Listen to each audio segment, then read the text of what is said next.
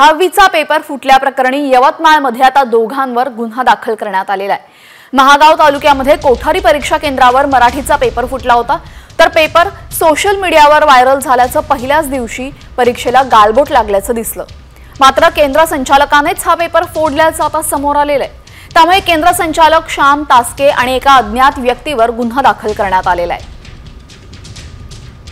साम टीव्हीने ही बातमी लावून धरल्यानंतर आता यवतमाळमध्ये दोघांवर गुन्हा दाखल करण्यात आलेला आहे। दरम्यान केंद्र संचालकानेच या संदर्भात फेरफार केल्याचा संपूर्ण तपशील आता समोर आलेला आणि केंद्र संचालकासह एका व्यक्तीवर गुन्हा दाखल करण्यात आलाय। या संदर्भात अधिक